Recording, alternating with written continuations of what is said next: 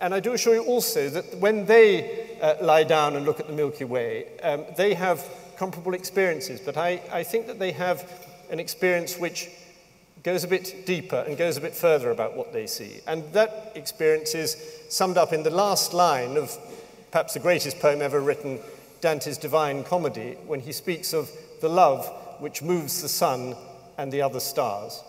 And that is the case which we feel is consistently misrepresented, and the case which, if the atheist fundamentalists had the intellectual honesty which they say they did, they would listen to that with more respect rather than traducing it.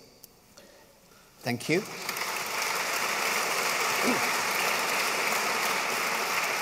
A.C. Grayling, summing up against the motion.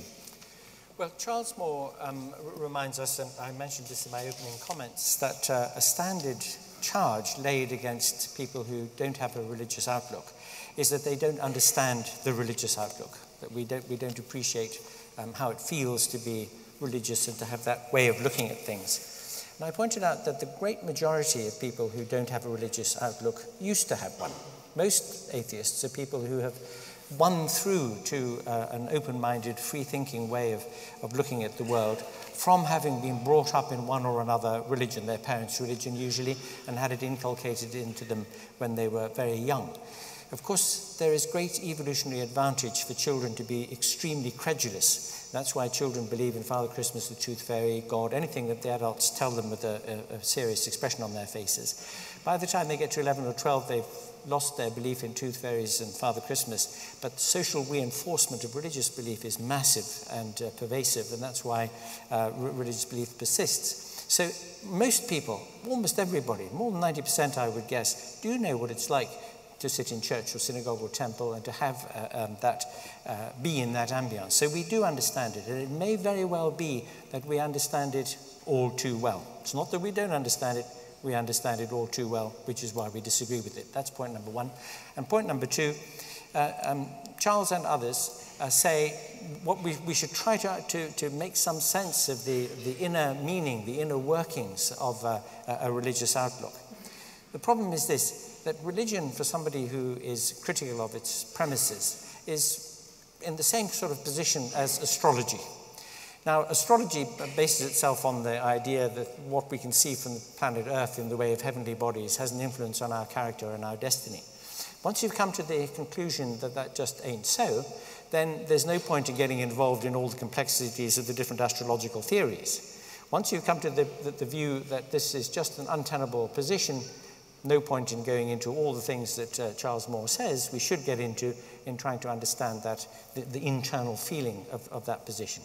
Fact is that rejecting a certain view, rejecting a certain way of looking at the world entails nothing further other than a responsibility to begin to think carefully about what you do think and why, how you would make a good, responsible case for that, and how you would live responsibly and well in a world where it is our job as human beings to make the best fist we can of our endowment in nature.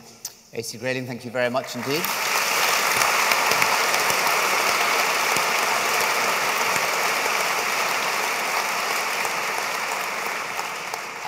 I'd just take the opportunity, if I may, to address the last question, which was asked from the audience, about whether Charles and myself are not really on the defensive on this issue now. And strangely, I think I would want to admit that in a sense we are, because on the one hand, we're battling against creationist religious fundamentalists, and on the other hand, against the new atheists. And I've suggested at the beginning the sense in which they feed each other, and it's therefore very, very difficult to get across the case for classical Christian thought in the Western tradition. And if I might say so, I think Anthony slipped into that again earlier on, where he put together not believing in fairies and not believing in what he called deities. But in that sense, the early Christians, as I said earlier, were atheists. They didn't believe in deities. They believed in the God of classical Western theism, who is not an existent in the world of existence, not a thing in the world of things, but the ground and goal of all existence, in whom all things exist. John of Damascus in the 8th century, and no doubt I might be scorned for quoting somebody such a long time ago, but John of Damascus in the 8th century, great bastion of Christian Orthodoxy in the East, said, what God is in himself is totally incomprehensible and unknowable. And it's that sense of the mystery of God. We can use words about God and deity and deities, but in the end we're talking about something which is beyond human words. And I think it's that sense of mystery which both religious fundamentalism and the new atheism somehow fail to point to in any way.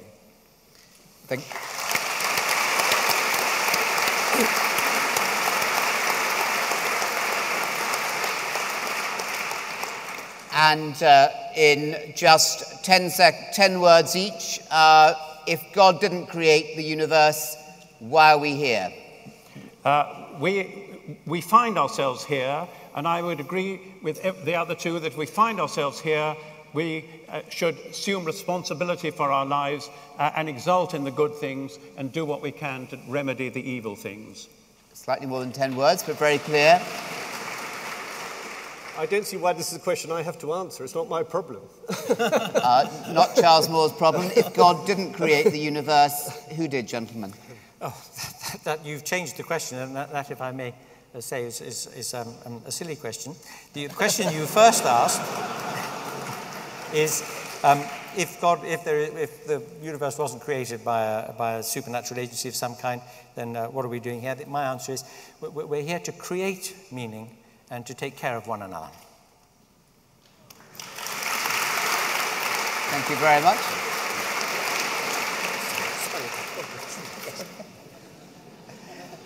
You could be nice to me later. Richard Dawkins. If God didn't create the universe, who did? In a way, that's the whole point. That smuggling in of that word who is begging that huge question. Nobody created it, and if you try to postulate something like a God who did, then you've opened up an even larger question than the one you've solved. To answer the question of how did the universe come about by saying it was created by a God is to create a bigger question. It's to provide no answer at all. It's a non-answer. Thank you very much indeed. Now, I think we've had an absolutely marvellous debate, superb questions from the floor, and